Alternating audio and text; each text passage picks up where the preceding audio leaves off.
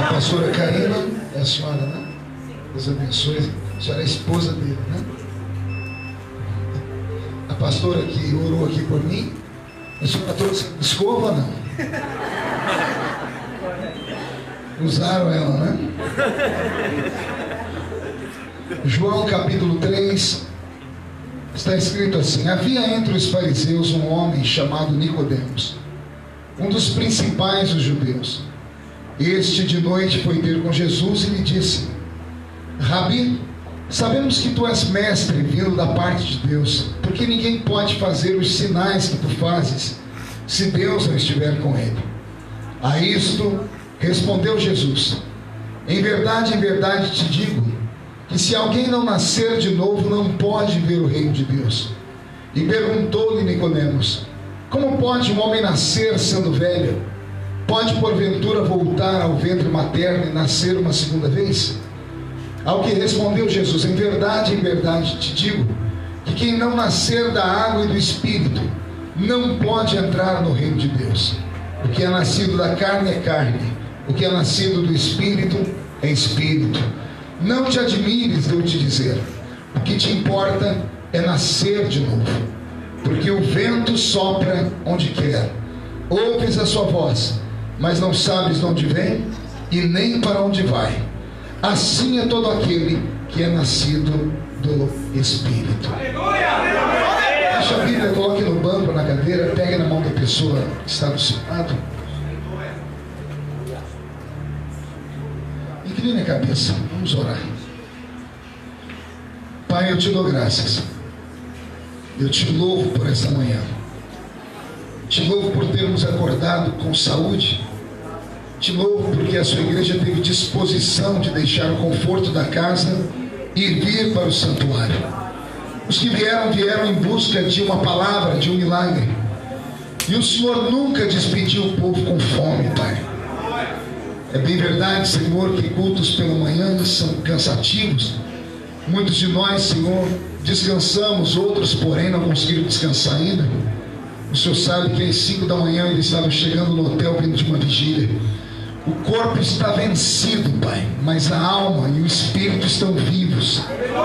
E o nosso sonho nesta manhã, Senhor, é que na medida em que eu estiver falando a sua palavra, um renovo desça do céu sobre a nossa história.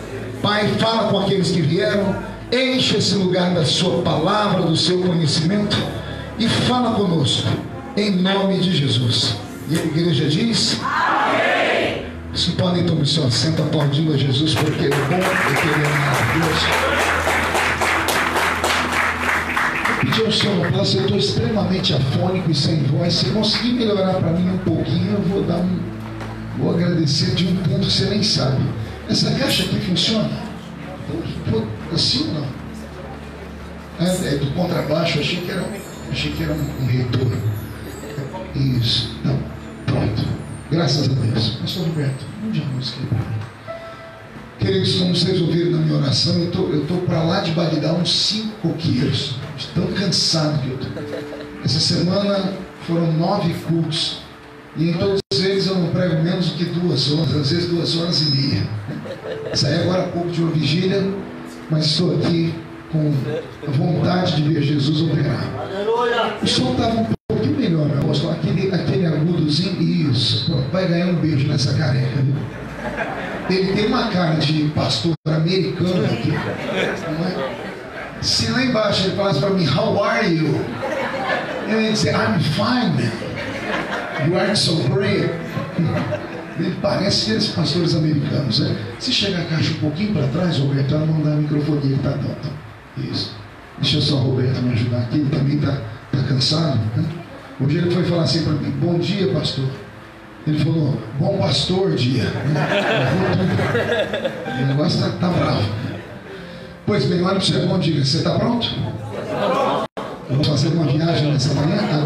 O som ficou redondo agora. Agora eu prego até às 3 da tarde.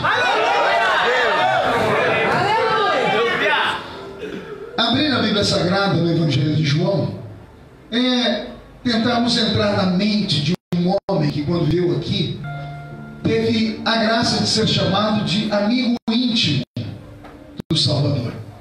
como era amigo íntimo do Salvador, deixou para nós os escritos que para ele foram os mais importantes. Na Bíblia Sagrada toda nós temos 4 evangelhos. Quantos evangelhos? Quem conhece teologia um pouquinho mais apurada, como o pastor que pregou aqui para mim, que é autoridade dupla, eu olhei para ele com essa farda, me deu até medo, falei, vou voltar para trás. Político vê a polícia de manhã cedo, quer sair correndo. Ainda bem que o senhor não é japonês, né? Eu falei, o japonês da Federal, sair correndo daqui. Quem conhece teologia apurada, como eu disse, sabe que o que nós temos em mãos, que nós chamamos de Bíblia, nada mais é do que um resumo de muitos e muitos textos que foram chamados de sagrados. A Bíblia protestante, por exemplo, que é a nossa, ela é um resumo da Bíblia católica. A Bíblia católica é antes da nossa. E a Bíblia católica é um outro resumo de um sem número de outros livros que foram escritos, todos em nome do Senhor, todos para louvar o Senhor, e que passaram por uma depressão. Quando a igreja cristã foi formada nesse nosso mundo, os pais da fé, depois de muito tempo, pegaram esses livros, que eram muitos, eram rolos, eram pergaminhos, e não tinham como andar com eles assim como nós temos. Então, às vezes você ouvir falar na Bíblia de livro, não eram livros assim, eram rolos, pergaminhos, era tudo feito em papiro, era tudo muito grosso, não tinha como carregar. Se a Bíblia Sagrada toda, ou todos os escritos sagrados fossem colocados juntos em um só livro, nós teríamos uma pilha imensa desse tamanho. Então chegou um tempo em que a igreja precisou criar o seu livro. E foi Constantino, o grande idealizador do cristianismo a nível mundial, o imperador romano, que chamou os pais da igreja do seu tempo e disse: as religiões que crescem parece que têm livros, então o cristianismo também precisa de um. E eu quero que vocês sentem em uma sala, entrem em oração e escolham os mais sagrados textos. Por isso nós temos a Bíblia Católica com 7 livros a mais que a nossa, alguns capítulos a mais, e aí esses capítulos e esses livros foram arrancados porque, quando houve a reforma protestante, os nossos pais protestantes olharam a Bíblia Sagrada e disseram: algumas coisas que estão aqui também não batem com a verdadeira. Por exemplo, no livro de Tobias, que não tem na nossa Bíblia, nós vamos encontrar a oração à alma dos mortos. Mas quem conhece Hebreus 9, 27, que está na mesma Bíblia, está escrito: ao homem está ordenado a morrer uma vez só, vindo depois disso o juízo. Não faz sentido orar por quem está morto. Então os nossos pais sentaram e depuraram de novo os livros sagrados e chegamos a esse número de 66 livros. Quem lê a Bíblia como eu estudei muito e tive oportunidade e curiosidade, eu tive acesso a pelo menos uns 30 livros que não estão aqui. Todos eles escritos em nome do Senhor. Todos eles com histórias. Algumas histórias são emocionantes, são lindas, mas os nossos pais da igreja acharam por bem não estar aqui. Por que eu estou falando isso? Porque na nossa Bíblia, essa Bíblia que temos hoje, nós temos 4 evangelhos. Quantos evangelhos? 4. Só que foram escritos mais de 40 evangelhos. Eu tive acesso ao Evangelho de Maria. Eu li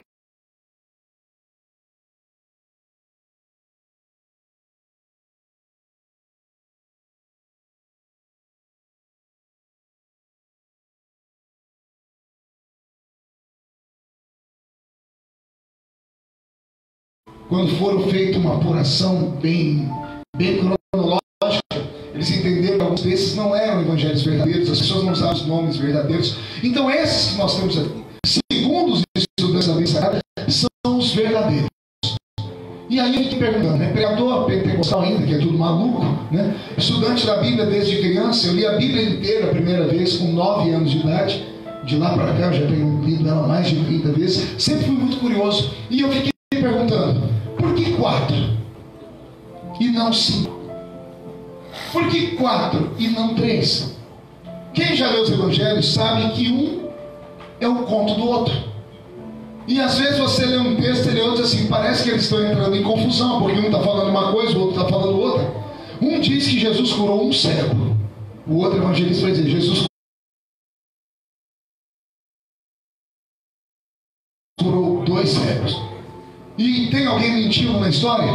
Não. É porque eles não caminhavam sempre juntos. Imaginem uma cruzada, Os discípulos de Jesus têm que cuidar da cruzada inteira. 15 mil pessoas, 5 mil homens fora mulheres e crianças. E a unção que sai dele cura os enfermos. E não cura um, cura uma multidão. Um estava perto de um que foi curado, o outro viu dois.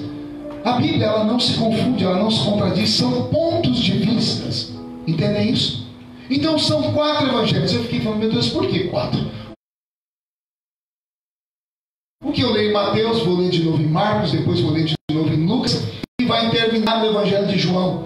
E o Senhor falou comigo, meu filho, a Bíblia não é um livro só de palavras. Eu não falo só através das palavras, eu falo através dos números, eu falo através das vírgulas, eu falo através até do silêncio, porque esse livro não é normal.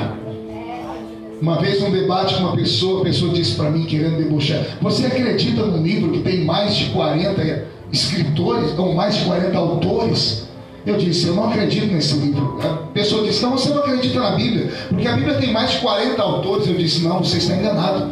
A Bíblia tem mais de 40 escritores. 40 escribas escreveram ela. Autor é um só. É o Criador do céu e da terra. A Bíblia é tão perfeita que ela começa no livro do Gênesis com um casamento e termina no Apocalipse com um outro casamento. Começa com o casamento de Adão e Eva e termina com o casamento de Jesus e a igreja. A Bíblia é tão linda que os escritores dela nunca sentaram em uma mesa para bater papo. Mas quem já leu Daniel e deu uma passadinha de olho pelo Apocalipse, diz que os dois sentaram numa mesa para escrever as mesmas histórias. Se a Bíblia fosse um livro escrito por homens, estaria empoeirado em qualquer prateleira. Quantos livros foram escritos e vendidos aos milhões pelo mundo? Livros de Agatha Christie, os livros de Dan Brown, os livros de J.R. Tolkien, os livros daquele menino que usa óculos, o Harry Potter. Venderam milhões e milhões e milhões de livros. Eu li muitos deles. Engraçado, depois que você lê um livro dessa grossura, desses livros de romances, livros de ficção, você não para de ler até chegar na última página. Chegou na última página, você coloca o livro no lugar, você não tem vontade de dizer, deixa eu voltar lá para ler de novo, para lembrar.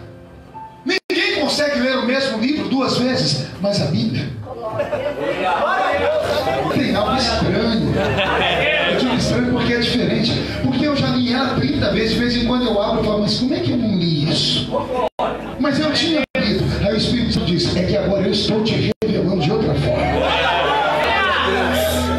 Você está disposto de um livro que não é normal, então por favor, não deixe esse livro empoeirado em casa. Não troque esse livro por um livro digital. Pastor, mas não é a mesma coisa? Não, não é a mesma coisa. É a mesma escrita. Mas a Bíblia não é só um livro para nós. A Bíblia é uma identidade. Somos chamados de os homens e as mulheres da Bíblia, do livro da capa preta. Quantas vezes esse livro salvou pessoas de atentados, de serem roubados, de serem assassinados? Então, por favor, ame esse livro, porque esse livro pode mudar a sua história. O Deus desse livro não fala só através das palavras, ele também fala através dos números. Através do quê? Quer ver? O crente pentecostal, ele é meio místico, né, apóstolo? Quando ele vai comprar qualquer coisa, comprou o primeiro carrinho, ele olhou a placa, tem um final 7, já arrepia todo. Ele já sobe, eita que é de Deus. Por quê? Porque o número 7 é o número da perfeição. Número 40, crente entrou em qualquer lugar, comprou uma casa, chegou, mudou de ideia. Número 40 vai ser prova. Porque o número 40 da Bíblia é o número da prova. 40 anos no deserto, Jesus 40 dias no deserto, Elias jejuando 40, é só número de luta. Quem passa pelo 40 sofre igual sovaco de aleijado. Quem nunca leu na Bíblia sobre o número 3, que fala sobre a Trindade divina? Então a Bíblia conversa conosco não apenas em palavras, ela fala através de números. E o número 4 também é um número profético. Pergunte por quê? Porque o número 4 é o número da visão plena da terra. É o número da plenitude da terra. A Bíblia fala uma coisa interessante e até engraçada. O escritor da Bíblia diz que a Bíblia tem canto, aqui, a terra tem cantos. Os 4 cantos da terra. Quem já leu isso? Glória a Deus. Mas como é que uma coisa redonda pode ter canto? A terra é redonda, mas o escritor diz que a terra tem 4 cantos. São os 4 pontos cardeais que norteiam o mundo: norte, sul, leste e oeste. O nosso mundo só permanece vivo e ele só tem essa plenitude de estabilidade porque ele é governado por 4 períodos durante o seu próprio ano, que nós chamamos de estações: inverno, verão, primavera, outono, não necessariamente nessa ordem. Então o número 4 na Bíblia é o número da plenitude do homem. Parece que um homem, para ver uma coisa perfeita, ele tem que encontrar o número 4 dentro dele. Essa igreja é uma igreja rica, bonita, importante e moderna. Se fosse uma igreja antiga, essa tribuna não era de acrílico, era de madeira, e era uma caixinha aqui. E se eu pedisse para os crentes inteligentes dessa igreja, desenhe para mim esse púlpito, não seria difícil, porque tudo que tem linhas e traços é fácil de ser reproduzido. Só que quem está na minha frente só conseguiria desenhar o que está na frente.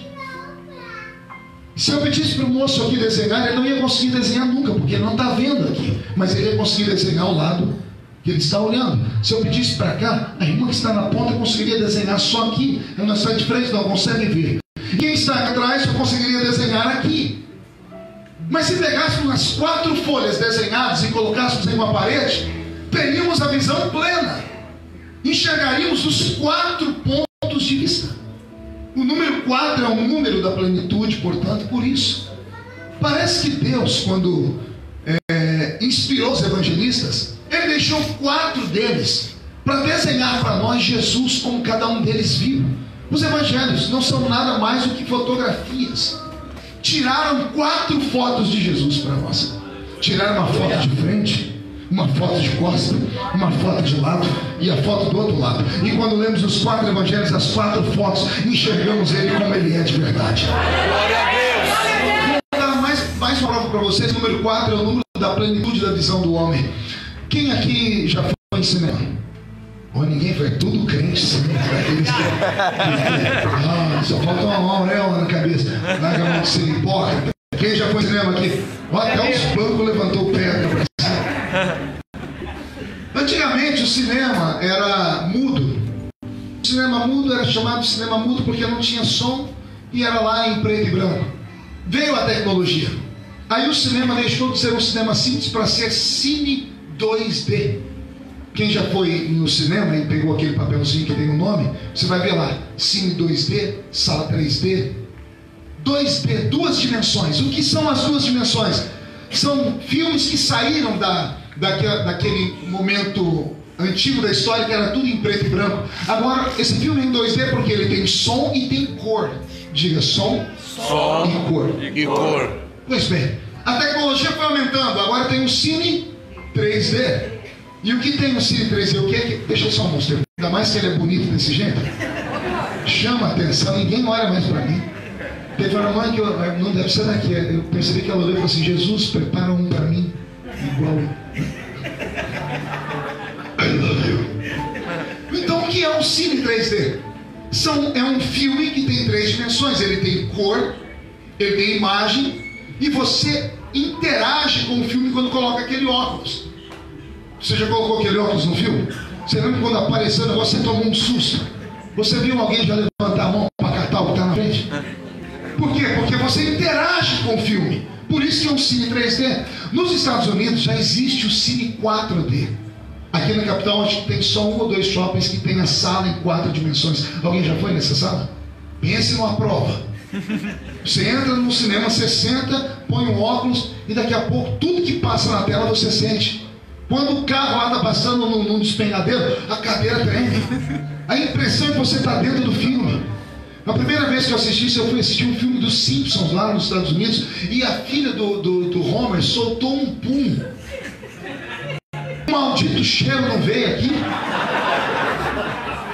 É porque no banco da frente tem um borrifador que você não vê porque está tudo escuro. Ele solta um cheirinho e vem no nariz da gente. Passaram dentro de um bar, caiu água. Mas não é água que te molha, é só o vapor da água que cai. Então o que é um Cine 4D? É a maior tecnologia da história. Você não só vê a cor, você não só ouve, você não só interage, como você pensa que você é um ator do filme. Porque a plenitude é você ouvir com tudo. Quando eu vejo na Bíblia 4 evangelhos, eu vejo Jesus dizendo para nós assim: olha, eu vou me revelar para você na minha plenitude. Eu vou te mostrar quem eu sou de verdade. O primeiro evangelista desenhou Jesus para nós. E como ele era judeu, e entre os que trabalhavam com Jesus era o mais estudado, ele, quando é conhecido por Jesus, tem o nome de Levi. Mais tarde Jesus transforma o nome dele em Mateus. Esse menino era cobrador de impostos. Só pode ser cobrador de impostos quem estudou na Universidade de Jerusalém e sabia economia. Os romanos dominavam a terra, então não queriam dar os seus filhos estudados com medo de apanharem na rua dos judeus, porque eles cobravam impostos muito caros. Então os romanos pegavam meninos judeus estudados e davam para eles: ó, se você trabalhar para nós, você vai ter dupla cidadania, a judaica e a romana, e você vai ter uma carteira de trabalho assinada pelo próprio César, e você vai poder andar por todas as províncias daqui e da grande capital do mundo, que é Roma, e você vai ter a proteção de guardas, só que você vai ter que extorquir o seu povo. Esse é o homem que vai escrever o Evangelho de Mateus. Então esse Evangelho de Mateus aqui é escrito por uma pessoa que tem habilidade, que tem inteligência, é um homem preparado. E aí eu fico imaginando como é que um homem preparado, universitário, deixa uma dupla cidadania, deixa uma carteira de trabalho assinada por César, deixa de ser um homem rico e importante para correr atrás de um carpinteiro. O que foi que aconteceu para ele sair por isso e resolver pegar toda a habilidade dele e escrever esse Evangelho? Eu estudei a história dele e eu me emocionei. Sabe como é que Roma cobrava os impostos na época dela? Ela não mandava um cobrador vir aqui, ó, bater na porta, vir cobrar o seu imposto. Ele morria, porque quem queria pagar o tributo? Então, quando Roma cobrava impostos, ela escolheu uma cidade grande, por exemplo, uma cidade, as províncias eram avisadas. Nessa cidade, na avenida, colocavam ali 200 cobradores de impostos, montavam 200 mesinhas, 100 de um lado, 100 de um outro, colocavam 200 cobradores de impostos. Cada um deles tinha um guarda pretoriano para proteger a sua integridade física, um guarda romano, que ficava ao lado dessa pessoa com espada, com escudo, com lança. E o homem sentado ia cobrar o imposto, marcava o horário, as províncias todas vinham, as aldeias vinham pagar o tributo. Então, imagina um tumulto, porque isso era feito em um dia único, porque eles tinham que mudar para outro lugar. Então vinham 30, 40 cidades, todas reunidas para pagar impostos. Esses cobradores de impostos eram judeus. Eram o quê? Judeus. Não ouvi? Judeus. Pois bem, isso você tem que memorizar, porque os romanos não queriam cobrar porque tinham medo de morrer. Então pagavam os judeus para cobrar. Esses judeus que vinham cobrar eram meninos que tinham habilidade, eram escribas, sabiam ler e escrever. Esses judeus que estavam ali agora, eles usavam um uniforme. A roupa que eles usavam era a mesma roupa que todos os outros que cobravam impostos usavam. E isso era a propósito. Eram judeus estudados. Se eram estudados, eram judeus que tinham mais de 30 anos, ou quase 30 anos. Então a barba já estava crescida. Então tem a imagem de 200 homens judeus usando barba comprida, a mesma roupa e um kippah, aquele chapéuzinho que eles colocam aqui no alto da cabeça. Consegue imaginar a cena? 100 mesas aqui, 100 mesas aqui, 200 homens judeus usando a roupa da mesma cor, o mesmo chapéu na cabeça e a mesma barba no rosto. E do lado deles, 200 soldados. Qualquer pessoa que entrasse naquela avenida e fosse pagar o imposto não conseguiria memorizar a imagem do homem que estava cobrando imposto, porque todos eram iguais.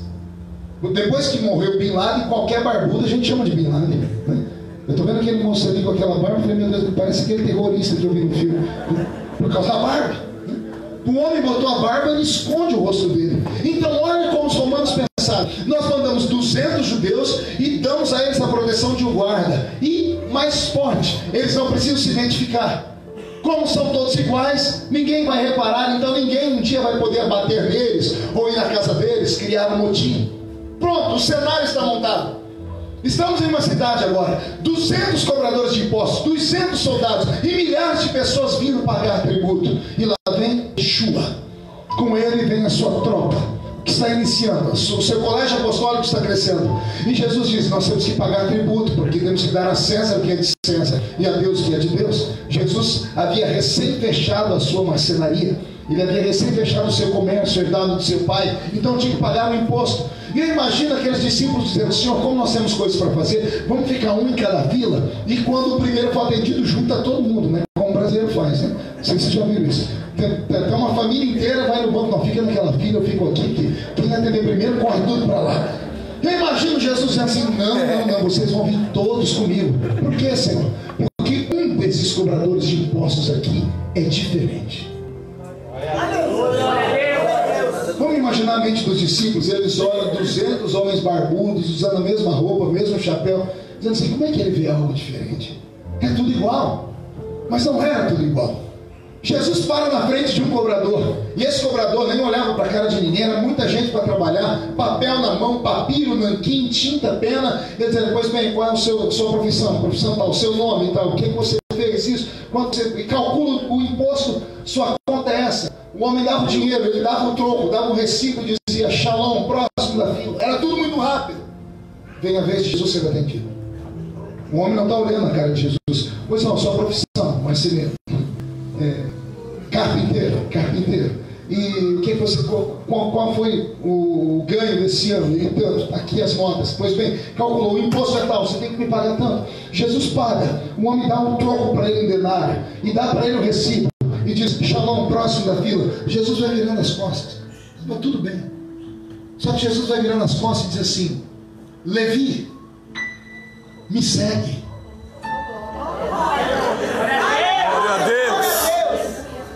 Glória a Deus. E aqui começa a revelação. Eram 200 homens iguais, para não serem lembrados. Nenhum deles tinha crachá no peito. Não havia nada escrito na mesa do nome Levi. Eles não assinavam o recibo. Quando Jesus diz: Levi, me segue, todos que estavam nas filas dos lados levantaram: Levi? É um Levi. O Levi está traindo o seu povo. A vida dele foi ameaçada. O guarda que estava do lado já botou a mão na espada, já botou a mão no escudo. Levi já ficou apavorado. Ele olhou e disse: meu Deus, como é que eu me entreguei? Matei meu nome, escrevi meu nome no lugar. E Jesus vai saindo. E o Levi, curioso, porque todo universitário é curioso, diz assim: como é que o senhor sabe o meu nome? Imagina Jesus parando para ele dizer assim: eu sei muito mais do que o senhor. Eu sei como você nasceu. Eu sei o que você é hoje. E eu sei o que eu posso te dar se você me seguir. Me segue. E agora vem a habilidade do homem, a coragem do homem, a decisão, a escolha. Porque ele tem anel de formatura, ele tem uma boa profissão, ele tem nome, ele vai ter cidadania dupla, ele tem uma carteira assinada por César. Mas ele está recebendo o convite de um nazareno que se declarou para ele carpinteiro. Que não tem riqueza, não tem nada. O que foi que saiu de Jesus que matou o coração dele? O menino deixou tudo, racionalmente falando.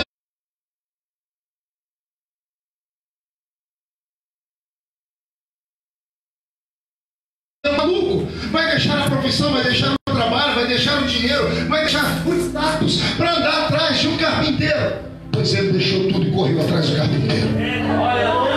E eu imagino alguém dizendo assim: ô Levi, por que você vai correr atrás dele? E a carteira de trabalho, ele diz: a partir de hoje a minha carteira será assinada por outro. Não vai ser mais por César, será por Jeová Jireh, o Deus da provisão. E é assim que Mateus é salvo.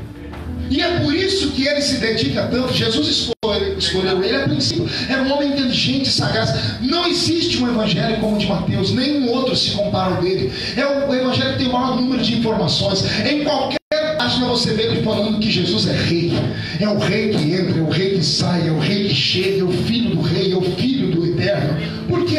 Porque Mateus é um judeu. E ele está escrevendo o evangelho, ele está tirando um retrato de Jesus para mostrar para a comunidade judaica, porque o judeu esperava o Messias, e o Messias tinha que vir da linhagem de Davi. Por isso o evangelho de Mateus começa com genealogia, e não começa com uma genealogia curta, são 3 genealogias em 14 gerações. Ele começa lá em Adão e vai parar no nascimento de Jesus Cristo. Era a prova dele dizendo assim para todos os judeus: ele não é um impostor, ele é filho de Davi. Se ele é filho de Davi, ele pode assumir o trono de Israel.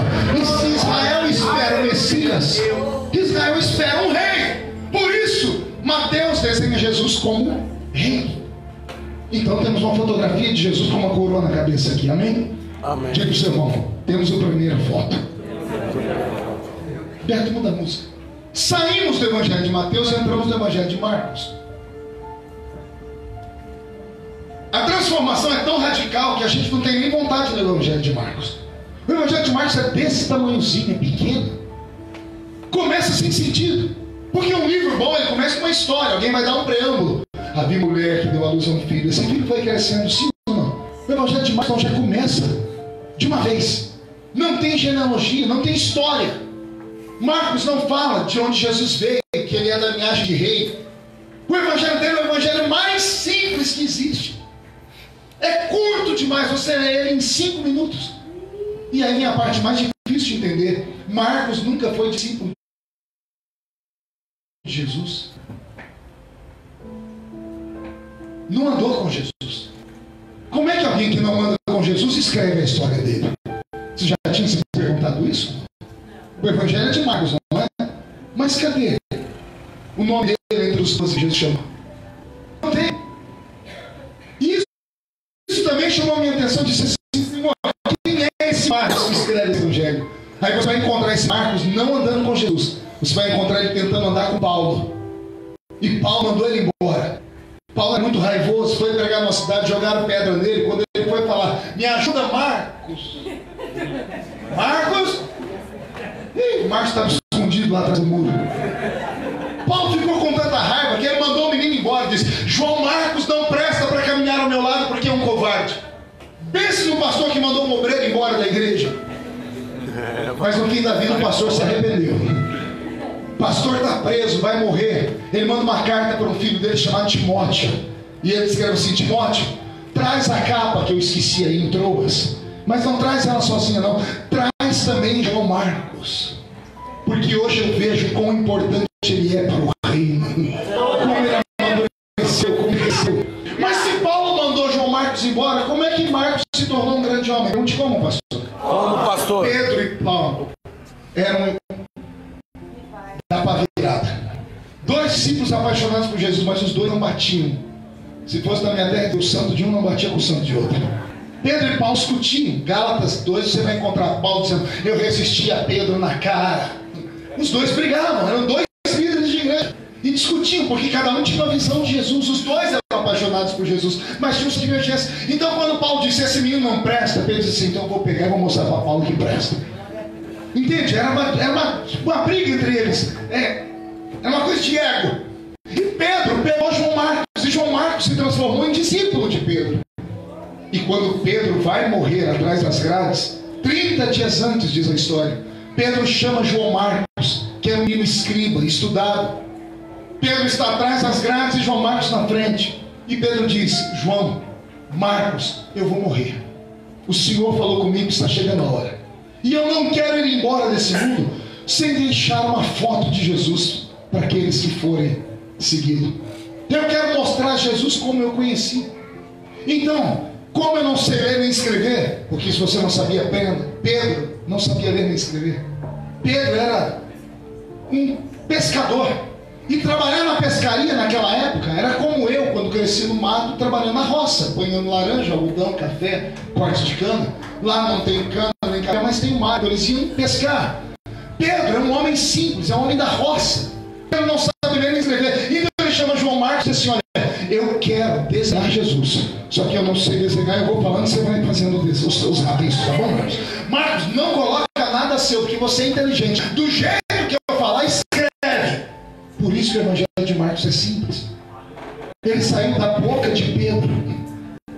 E Pedro era um homem simples. Um homem simples não quer saber quem gerou quem. Ele só quer saber dos atos. E você vai ver no Evangelho de Marcos, Jesus sendo apresentado como alguém simples. Ele é um servo.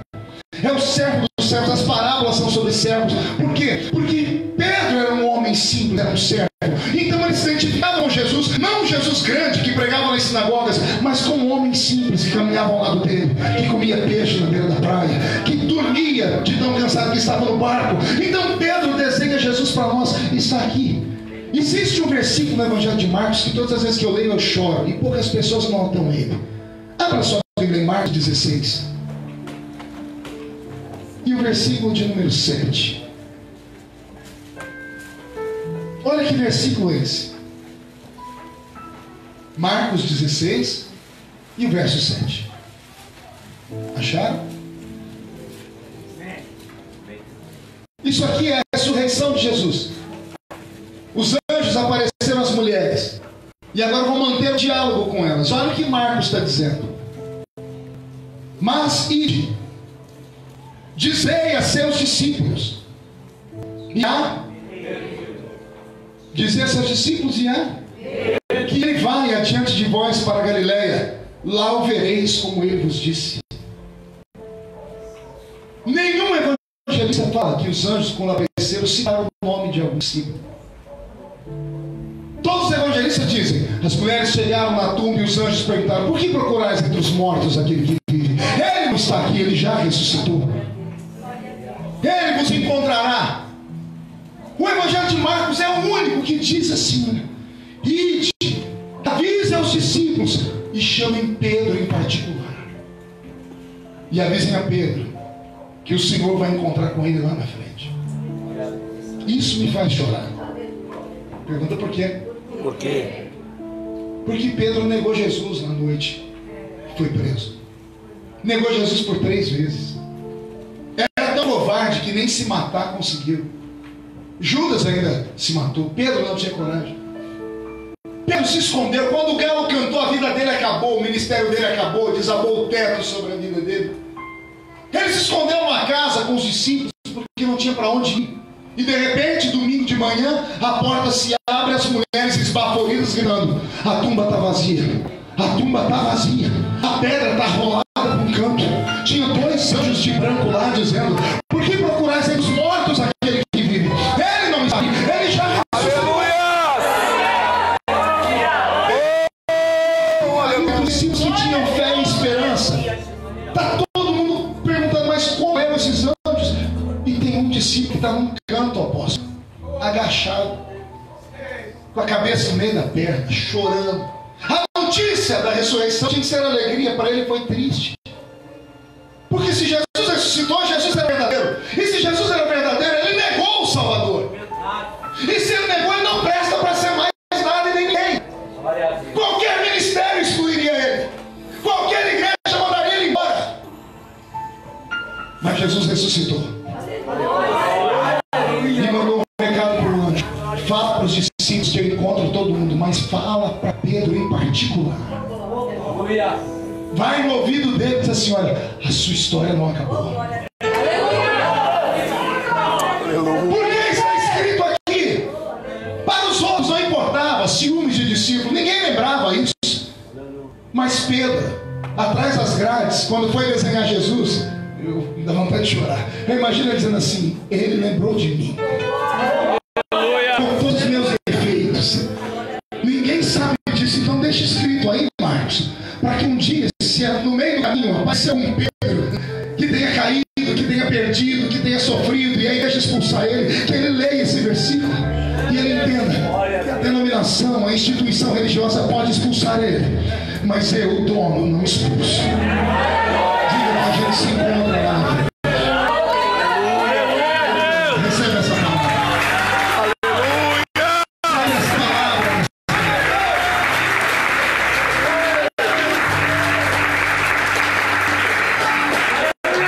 Bonito, né? Temos uma outra fotografia durando na parede. Temos ele com uma coroa e agora temos ele com uma rede. Um homem simples.